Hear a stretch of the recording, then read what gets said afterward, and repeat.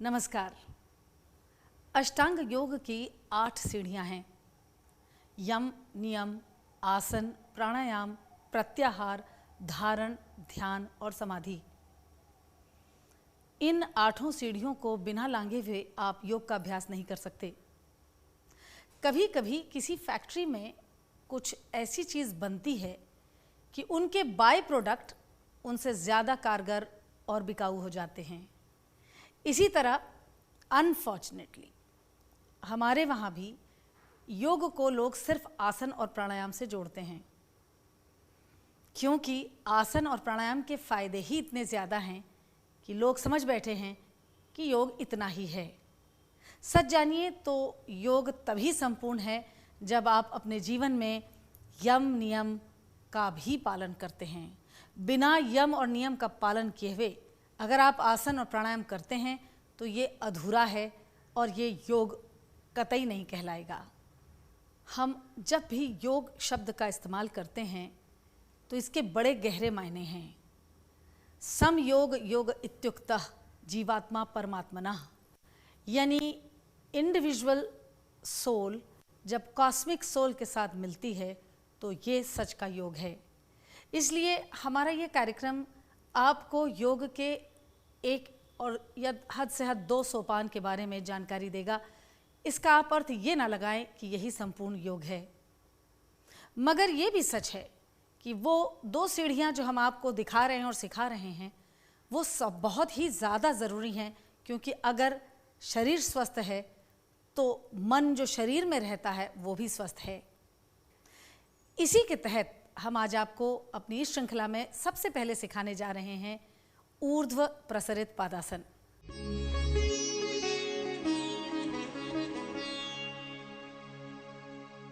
हम आपको आज सबसे पहले ऊर्ध्व प्रसरित पादासन सिखाने जा रहे हैं।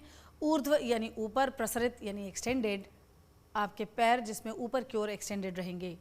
आप दंडासन में बैठेंगे और वहाँ से आप अपनी दाईं एल्बो को ज़मीन पर रखते हुए फिर बाईं एल्बो को ज़मीन पर रखते हुए लेट जाएंगे। याद रहे कि सर उठा के ज़रूर देखें कि आपका हेड और फीट इन लाइन हो। आसन की शुरुआत में ही अलाइनमेंट सीधा और सही कर लेना चाहिए, वरना पूरा आसन टेढ़ा होगा और उसका रिजल्ट भी हो सकता है गलत हो या हो सकता है बहुत ही कम हो। एक बार लेट जाने के बाद आप अपने दोनों हाथों को सर के पीछे कंधे की सीध में ले जाएंगे। ऊर्ध्व हस्तासन जैसे हम खड़े होकर करते हैं ऐसे ही हम लेट के कर रहे हैं। इसके बाद आप सांस छोड़ते हुए अपने दोनों पैरों को सीधा और टाइट रखते हुए 30 डिग्री पे ले जाएंगे। इस पोजीशन में आपके टोज छत की ओर होंगे और फिर आप इसी 30 डिग्री को बढ़ा के 60 डिग्री पे ले जाएंगे और 60 डिग्री पे बढ़ाने के बाद आप इसे 90 डिग्री पे लाएंगे, जो फाइनलिटी ऑफ द पोज है। अगर आपको ये चेक करना है कि आपके पैर 90 डिग्री पे हैं या नहीं तो outer heel in line with the hip joint ज़रूर रखें। इस पोज को आसान बनाने के लिए आप अपने थम्स को क्रॉस कर सकते हैं, जिससे जब आप अपने हाथ को खींचते हैं तो बॉडी वेट का जो सारा भार अभी तक आपके एब्डोमिनल्स पे था वो थोड़ा हाथ की ओर शिफ्ट हो जाता है। आप कंटिन्यूअसली अपनी फ्रंटल थाइज को पुश करेंगे, नी स्ट्रेट रखेंगे and shin to the calf रखेंगे।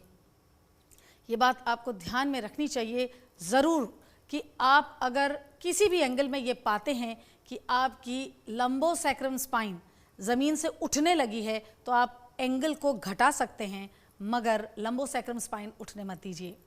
ये पोस्चर बहुत ही अच्छा है आपके एब्डोमिनल्स के लिए। एब्डोमिनल मसल्स को स्ट्रेंथन करने के लिए ये आसन बहुत ही कारगर है। जो अलग अलग इसमें डिग्रीज़ हैं, 30 डिग्री पे लोअर मोस्ट एब्डोमिनल काम करती हैं, 60 डिग्री पे मिडिल एब्डोमेन और 90 डिग्री पे अपर एब्डोमिनल। तो यानी आप तीनों एब्डोमिनल एरियाज़ को, मसल्स को स्ट्रॉन्ग और बहुत ही अच्छी तरीके से स्ट्रेंथ देते हैं उसे। ये जैसे ही आप एब्डोमिनल्स पे काम करते हैं आपकी लोअर बैक स्ट्रॉन्ग होने लगती है। मगर ध्यान रखिए कि जिनको स्लिप डिस्क है या डिस्क डीजेनरेशन है वो इस पोज को डायरेक्टली नहीं प्रैक्टिस करना शुरू करेंगे। इससे पहले बहुत सारी चीज़ें आपको करनी होंगी जो हम आपको दिखाएंगे, और अगर ये करना ही है तो इसका इम्प्रोवाइजेशन ही आप अपने अभ्यास में इन्वॉल्व करेंगे। एक बार आप 30 सेकंड से 1 मिनट तक इस पोज को होल्ड करने लगें तो उसके बाद आप फिर से एक बार अपने पैरों को सीधे ज़मीन पर लाएंगे सांस लेते हुए, और दोनों हाथों को फिर अपने हिप जॉइंट के पास लाएंगे, हथेली छत की ओर रहेगी। ये बात ध्यान देने वाली है कि अगर आपने क्रॉस थंब करके पोज किया है तो आप इंटरचेंज करेंगे क्रॉस थंब को, ताकि दोनों तरफ की मांसपेशियां एक बराबर काम कर सकें। अब इसी आसन को एक आसान तरीके से हम आपको सिखाएंगे जिसमें ना आपकी बैक एक बढ़ेगी, ना आपको बैक में चोट लगेगी, और आप आसन का पूरा लाभ उठा सकेंगे। यहाँ पर एक बात ध्यान देने वाली है कि ऊर्ध्व प्रसरित पादासन जो भी महिलाएं पीरियड्स में हों या मासिक धर्म से गुजर रही हों वो इसका अभ्यास न करें। इनफैक्ट जिन आसनों में लेग लिफ्टेड है यानी ऊपर उठे हुए हैं उनका अभ्यास ऐसे समय में न किया जाए।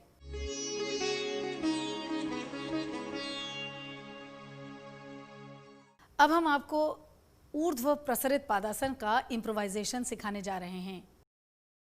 आप दंडासन में बैठेंगे और वहां से आप अपनी दाईं एल्बो को ज़मीन पर रखते हुए फिर बाईं एल्बो को ज़मीन पर रखते हुए लेट जाएंगे।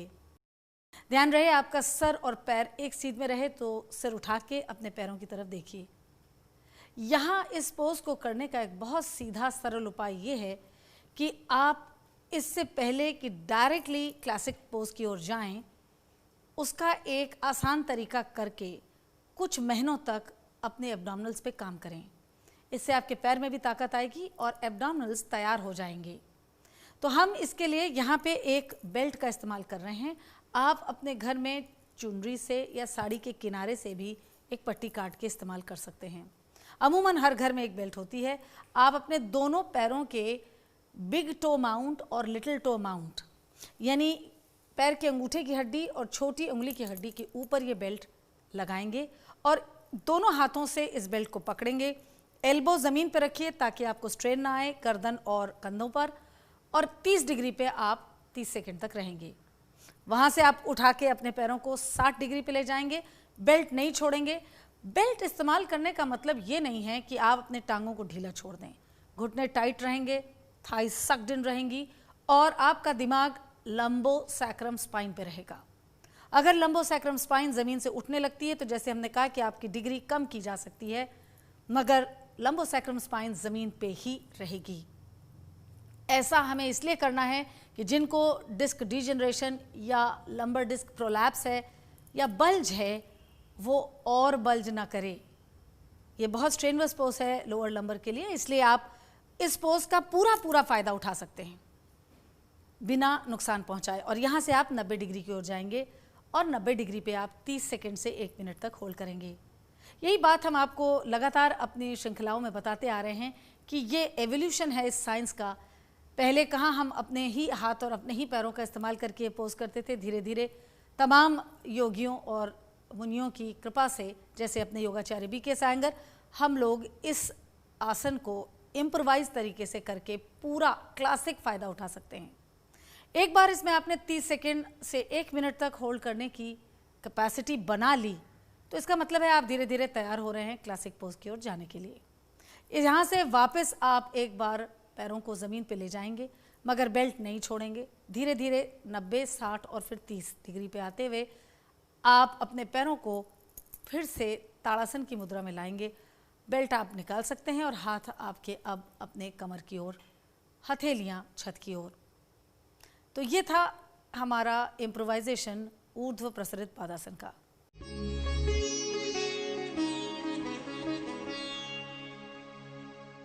अब हम आपको नावासन सिखाने जा रहे हैं, जिसकी शुरुआत भी दंडासन में बैठ के होती है। दंडासन एक ऐसा आसन है जो आपकी लोअर स्पाइन को उठाने का बहुत अच्छा काम करता है और साथ ही साथ ये आपकी लोअर स्पाइन को स्ट्रेंथ देता है ताकि वो स्वयं ही सीधी रहे। नावासन के बहुत सारे फायदे हैं। सबसे बड़ा फायदा तो ये है कि एब्डोमिनल्स पे काम करता है। जिन लोगों को गैस्ट्रिक ट्रबल है या डाइजेशन ठीक नहीं है, ये उसके लिए भी बहुत अच्छा आसन है और इससे तमाम ऑर्गेनिक बॉडी को मसाज होता है। तो आपकी पेनक्रियाज, लिवर, इन पे भी बहुत अच्छा काम होता है। नावासन के लिए हम सबसे पहले दंडासन में बैठने के बाद अपने दोनों पैरों को करीब मोड़ते हैं।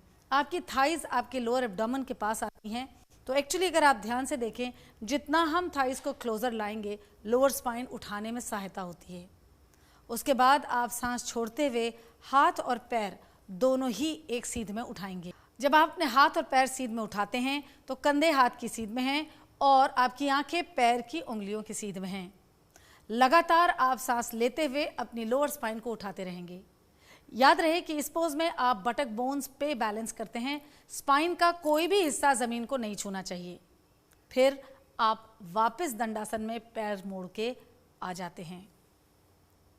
दंडासन में बैठने के बाद एक बार अपनी स्पाइन को जरूर ताकत के साथ, लंबी सांस के साथ ऊपर उठाएं, ताकि अगर कहीं आपकी स्पाइन झूल गई हो या स्क्वीज हो गई हो तो वो दर्द या कैच निकल जाए। नावासन, जैसा मैंने आपको बताया, एक बहुत ही कारगर आसन है एब्डोमिनल्स के लिए, लेकिन इतना आसान नहीं है शुरुआत में इसको क्लासिक पोज को करना। तो हम आपको एक बार फिर बहुत ही आसान तरीका, बहुत ही इंटरेस्टिंग तरीका जो योगाचार्य ने अपने 80 वर्षों के अभ्यास के बाद पैदा किया, उसको सिखाने जा रहे हैं। तो चलिए सीखते हैं नावासन का इम्प्रोवाइजेशन।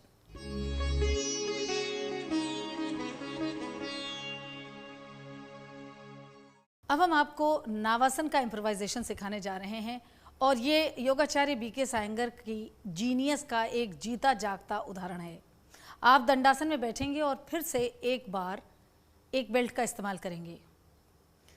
इस बेल्ट की लेंथ आपको 1 या 2 बार अभ्यास करके अपनी नाप के हिसाब से तय करनी पड़ेगी। इसका कोई एक नियम नहीं है कि हर एक इंसान को इतने इंच की बेल्ट लगेगी। आप उस लूप को इस अंदाज में रखेंगे कि जो आपको नावासन कराने में, उस एंगल तक पहुंचाने में मदद कर सके। बेल्ट को आपने बिग टो माउंट और लिटिल टो माउंट पर रखना है और उसके बाद उस बेल्ट को पहन लेना है अपनी डोर्सल स्पाइन पे। जैसे ही आप डोर्सल स्पाइन पे ये बेल्ट पहनते हैं, आपकी स्पाइन को उठाने का एक फलक्रम मिलता है और अपनी स्पाइन को आप उठा सकते हैं डोर्सल। तो आप अपनी बेल्ट को डोर्सल स्पाइन पे रखेंगे। इसके पश्चात आपके पैर आप देख रहे हैं मुड़े हुए हैं। इस अवस्था में आप अपनी बेल्ट को ढीला या टाइट कर सकते हैं और फिर दोनों हाथ के पंजे यानी सोल, हाथ की हथेलियां ज़मीन पे रखेंगे हिप जॉइंट के पास और लोअर स्पाइन को उठाएंगे। पैर आपके सीधे रहेंगे, घुटना टाइट रहेगा, चेस्ट खुली रहेगी, फोरहेड छत की ओर होगा।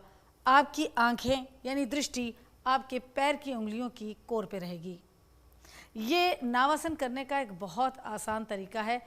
इस पे 30 सेकंड से 1 मिनट तक आप बड़ी आसानी से होल्ड कर सकते हैं और ये आपको करने के बाद ही तुरंत अंदाज़ आ जाएगा कि ये कितना आपके लोअर लंबर पे रिलीफ देता है। इस तरह से ये एक पोज जो बैलेंसिंग पोज है 2 बटक बोन के ऊपर, बहुत ही आसान बन जाता है और आप इसको होल्ड कर सकते हैं। और जैसे हमने आपसे कहा है कि हर एक आसन को होल्ड करने का एक वक्त निर्धारित है और ये आयंगर परंपरा की एक खासियत है जो इसको बाकी परंपराओं से अलग करता है। कितने मिनट कोई आसन किया जाए। इम्प्रोवाइजेशन का एक सबसे बड़ा फ़ायदा यह है कि आप जो भी मानक समय है उस आसन को करने का, वो बड़ी आसानी से कर सकते हैं, बिना चोट लगे कर सकते हैं, बिना डरे कर सकते हैं और उस क्लासिक पोज का पूरा फ़ायदा उठा सकते हैं।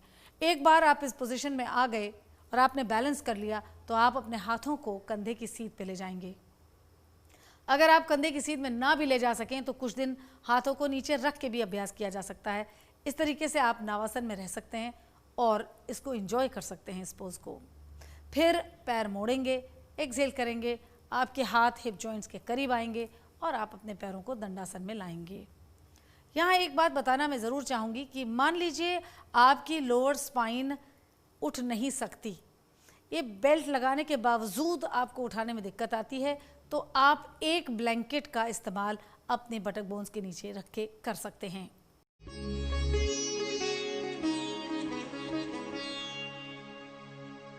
अब हम आपको सुप्त पादांगुष्ठासन 1 और 2 सिखाने जा रहे हैं। इसके लिए पहले आप दंडासन में बैठेंगे और फिर दाईं कोहनी राइट एल्बो नीचे रखेंगे और फिर लेफ्ट एल्बो नीचे रखेंगे और फर्श पे लेट जाएंगे। एक बार ज़रूर सिर उठाएं और हेड और feet should be in one line. Alignment ज़रूर ध्यान रखें, उसके बगैर पोज का नुकसान हो सकता है।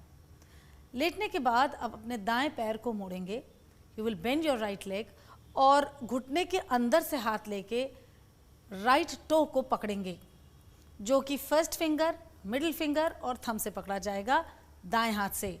Strong inhalation and raise your leg up. सुप्त पादांगुष्ठासन 1 क्लासिक की खासियत यह है कि आपको अपना घुटना सीधे रखना है, कंटिन्यूअसली एक्सहेलेशन के साथ टॉप थाई को बैक थाई की ओर पुश करना है। देखने से ही अंदाज आता है कि सुप्त पादांगुष्ठासन 1 का बहुत गहरा असर स्पाइन पे है। ये पोज बहुत अच्छा है जिनको शियाटिक पेन है, ये पोज बहुत अच्छा है जिनकी लेग मसल्स वीक हैं, ये पोज बहुत अच्छा है जिनकी स्ट्रेचेबिलिटी बिल्कुल कम है और पैर उठते ही नहीं हैं। मगर ध्यान देने वाली बात यह है कि इस पोज में 30 सेकंड से 1 मिनट तक रहना अनिवार्य है, बल्कि आप अगर उससे देर भी रहेंगे तो और अच्छा होगा। अगर आप सोचें कि पैर उठाया और फिर नीचे ले आए तो उससे ये काम बनता नहीं है। और एक बार जब आप इस पोज में स्टेबल हो जाएं, मिनिमम 30 सेकेंड और मैक्सिमम 5 मिनट भी हो सकता है, तो उसके बाद आप सांस छोड़ते हुए पैर मोड़ेंगे। You will bend your leg and release your leg. एक बार आप फिर लाइन डाउन पोजीशन पे हैं। सुप्त पादांगुष्ठासन 1 राइट साइड में करने के बाद आप यही क्रिया लेफ्ट साइड में रिपीट करेंगे।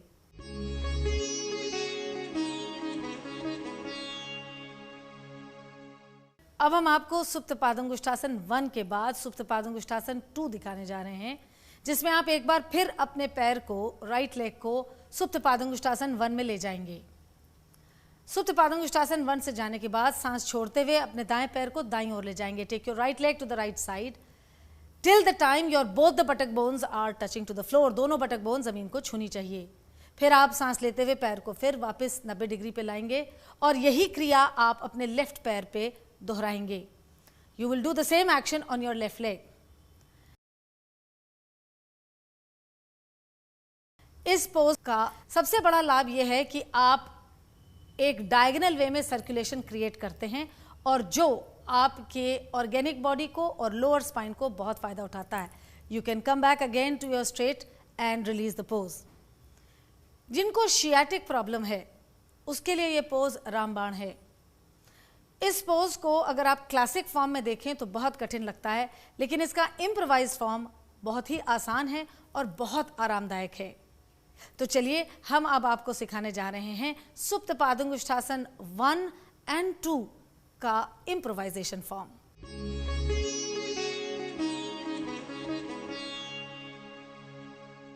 अब हम आपको सुप्त पादांगुष्ठासन 1 एंड 2 का इम्प्रोवाइजेशन सिखाने जा रहे हैं। इसमें आप एक बेल्ट का इस्तेमाल करेंगे। बेल्ट का आप एक लूप बनाएंगे और दाएं पैर को मोड़ेंगे। You will bend your right leg and then put the loop around your big toe mount and little toe mount. पैर की अंगूठे और छोटी उंगली की हड्डियों पर आप ये बेल्ट घुमाएंगे। आपकी कोहनियाँ ज़मीन पर रहेगी। इससे आपको अपने पैर को बहुत स्ट्रांगली तानने की ज़रूरत नहीं है। ये धीरे धीरे आपके पैर को खोलता रहेगा। बात जो ज़रूरी है वो ये कि आपका घुटना सीधा रहे। घुटना सीधा रखते हुए जो भी आप एंगल बना पाएँ, वो 60 डिग्री हो, 70 डिग्री हो और अगर 90 डिग्री बना सकें तो वो तो आइडियल है। आउटर हील और आउटर हिप जॉइंट एक लाइन पे होने चाहिए। आपके दोनों कंधे रोल करने चाहिए और सीना खुला होना चाहिए। ये पोज शियाटिक पेन के लिए एक रामबाण है। मुझे अपनी ज़िंदगी ये याद दिलाता है जब मैं शियाटिक पेन से बहुत बुरी तरह से घायल थी और अपने रोज़मर्रा की ज़िंदगी जी नहीं पा रही थी, तो योगाचार्य बीके सायंगर ने मुझसे ये कहा था कि जब तक तुम अभ्यास करोगी सुप्त पादुंगुष्ठासन 1 और 2 कभी तुम्हारे अभ्यास से जाना नहीं चाहिए। आप यकीन जानिए वो दिन है और आज का दिन है, हमने इस अभ्यास को नहीं छोड़ा और अब शियाटिक पेन कहाँ है मुझे याद भी नहीं है। ये फिर से एक अभूतपूर्व वैज्ञानिक उन्नति है योग के क्षेत्र में। इसके बाद आप यहीं से सुप्त पादुंगुष्ठासन 2 के लिए आगे बढ़ते हैं, जिसमें आप इस लूप को छोटा करेंगे। इस लूप को छोटा करके 12 या 14 इंच का बना लीजिए, या हो सकता है आपको उससे ज़्यादा लंबे की ज़रूरत हो, और उसको पहली उंगली, बीच की उंगली और thumb, first finger, middle finger and thumb से नीचे की ओर से हाथ डाल के पकड़िए और फिर सांस छोड़ते हुए आप अपने राइट लेग को राइट साइड ले जाइए। आप देखिए हमने इस बेल्ट को गर्दन के पीछे से निकाला है और लेफ्ट हैंड से free end of the belt को खींचा है। फिर वही बात है कि कहाँ तक ले जाना है, ये बात निर्धारित होती है कि आपके दोनों बटक बोन्स ज़मीन पर एक बराबर, एक ही जगह, एक ही जैसे प्रेशर के साथ फिक्स्ड रहें। वही ये तय करता है कि कितने एंगल पे या कितनी डिग्री आपका दायां पैर जा सकता है। एक बार इस पोजीशन में आप 30 सेकंड से 1 मिनट तक का अभ्यास करना शुरू कर देते हैं तो इसकी अवधि बढ़ा के 5 मिनट तक की जा सकती है। अगर आप इस पोज को देखें तो इसमें आपकी पेल्विक प्यूबिक एरिया बहुत वाइड ओपन होती है, सर्कुलर मूवमेंट है, तो हिप जॉइंट पे ज़बरदस्त सर्कुलेशन होता है, लेग्स में ज़बरदस्त सर्कुलेशन होता है और जो शियाटिक नर्व दबी हुई है वो इससे मुक्त हो जाती है। इसके अलावा ऑर्गेनिक बॉडी के लिए बहुत अच्छा है, वहाँ भी बहुत ज़्यादा सर्कुलेशन का स्पेस बनता है। हम सुप्त पादुंगुष्ठासन 2 ही को मेंस्ट्रुएशन साइकिल में रिकमेंड करते हैं। ये ऑर्गेनिक बॉडी को, जैसे मैंने आपसे कहा, बहुत स्पेस दे रहा है, सर्कुलेशन बढ़ा रहा है और जिनको मेंस्ट्रुएशन साइकिल में दर्द रहता है उनके लिए बहुत ही अच्छा आसन है। हम आपसे पहले भी कह चुके हैं कि सुप्त पादुंगुष्ठासन 1 आप मेंस्ट्रुएशन साइकिल के समय में ना करें। फिर सांस लेते हुए आप अपने राइट लेग को वापस 90 डिग्री पे या सुप्त पादुंगुष्ठासन 1 पे लाएंगे और फिर पैर मोड़ के सीधा कर लेंगे। आपको यही क्रिया बेल्ट के साथ अपने लेफ्ट पैर की ओर भी करनी है। ऐसा करने से ये आसन जो वैसे बड़े मुश्किल लगते हैं वो बहुत आसान हो जाते हैं और यकीन जानिए मैं आपके सामने इसका जीता जागता उदाहरण हूँ। ये आपके दर्द को हटाने में बहुत कारगर होते हैं। मगर एक बात यहाँ ये याद दिलानी बहुत ज़रूरी है कि इस तरह के कोई भी इम्प्रोवाइजेशन के लिए ज़रूर आपके पास एक अच्छा टीचर होना चाहिए जो आपको समय समय पे गाइड कर सके और बता सके अगर कोई गलती हो रही हो। हमें यकीन है आप इन इम्प्रोवाइजेशन को अपने अभ्यास में शामिल करेंगे और इन्जॉय करेंगे।